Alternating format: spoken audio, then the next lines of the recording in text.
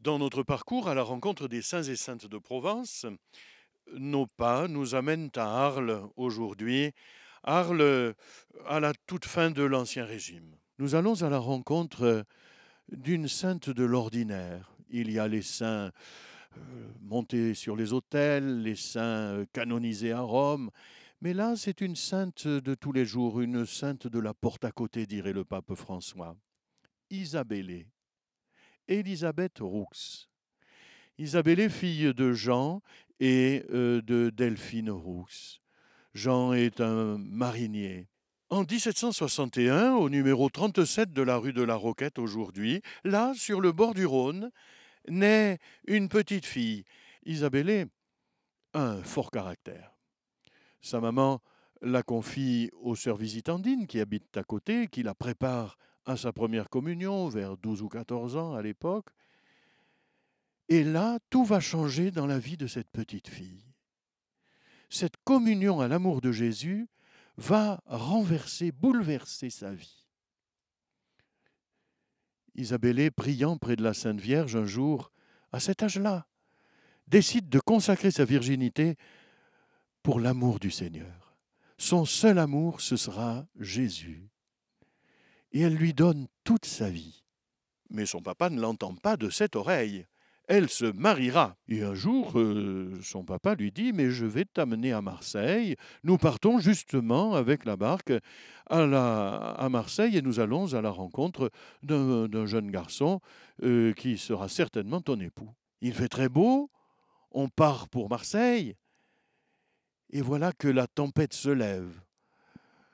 Voilà que les vagues couvrent la barque. Voilà que le mât se brise. Le bateau risque de s'échouer sur les récifs. Les marins sont en prière, invoquent la Vierge Marie, rien ne se passe. Ils disent à Isabelle, mais enfin prie, toi aussi, prie avec nous.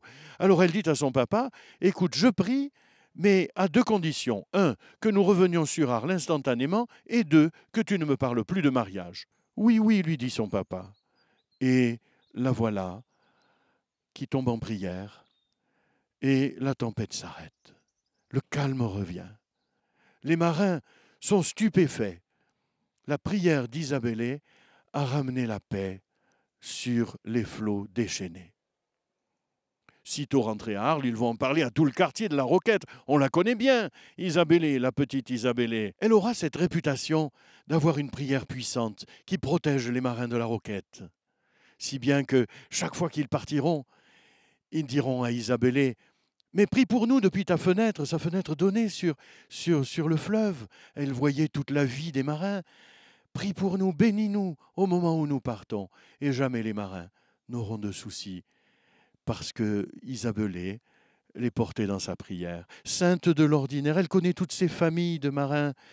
Elle connaît tout le monde. Elle aura passé 62 ans de sa vie dans ce quartier. Elle en a sanctifié, j'allais dire, chaque pierre. Isabelle dépouille sa chambre de tous ses ornements. Isabelle dépose son beau costume d'arlésienne, se revêt d'un simple costume de toile. Elle porte une belle croix avec un Christ de cuivre sur une croix d'ébène qu'elle aime embrasser quand elle traverse les rues de la Roquette à la rencontre des malades ou allant soulager les pauvres. Elle aime aussi les enfants. Elle leur parle de Jésus. Elle leur apprendra même un moment à broder aux petites filles de son quartier. Elle a cette présence qui met l'Évangile dans les choses les plus simples, les plus proches de notre quotidien. N'est-ce pas là une vocation magnifique? Sa vertu, sa simplicité, son amour des autres font que tout le quartier la vénère. Elle soigne ses parents. En 1801, son papa meurt. Elle reste avec sa maman. Elle s'en occupe. Sa maman est aveugle. Et en 1823, sa maman rend son âme à Dieu. Isabelle, 8 jours après la mort de sa mère, va taper à la porte du monastère provisoire des Carmélites qui, après la Révolution, cherchent un couvent dans la ville d'Arles. On l'accueille, bien sûr. C'est la première novice de cette toute petite communauté qui essaye de reprendre pied dans Arles. Sœur Thérèse Élisabeth du Saint-Cœur de Marie entre au Carmel. Isabelle, Elle marque ses sœurs par sa simplicité, son obéissance, l'humilité de sa vie.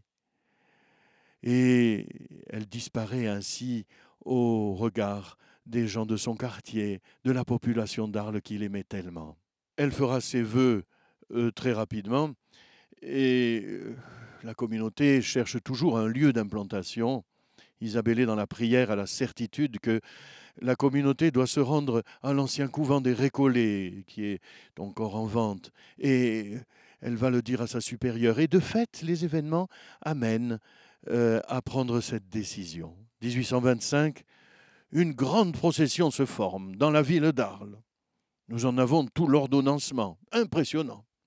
Les carmélites vont s'installer chez les Récollets. Mais dès le départ de la procession, sur la place même de la Major, Isabelle a une attaque, enfin elle ne peut plus se déplacer. On l'installe dans l'église de la Major où, pour qu'elle se repose, elle est entourée de la foule. Tout le monde est si heureux de revoir Isabelle. On l'a connue. Elle nous a visités. Elle a accompagné nos malades, nos mourants. Elle a toujours été là. Alors on la retrouve. La foule l'entoure. On l'arrache finalement à cette cohue.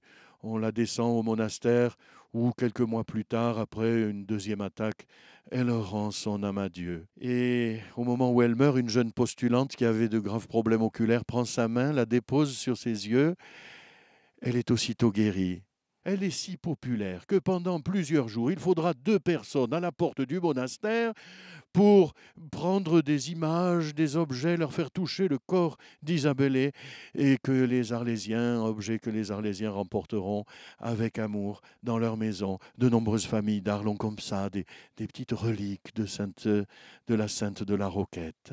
De nombreuses guérisons auront lieu sur la tombe d'Isabelle. Et en 1903, son corps sera ramené à la paroisse Saint-Césaire où elle avait tant prié. Frères et sœurs, je vous invite à vous confier à Isabelle, la sainte de l'ordinaire, la sainte qui n'a pas fait de bruit, qui a sanctifié son quartier, qui a su être cette présence évangélique tout ordinaire, mais qui rend l'ordinaire extraordinaire. Qu'elle soit notre guide sur ce chemin d'une vie toujours plus ajustée à l'Évangile. Isabelle, petite sainte de la Roquette, priez pour nous.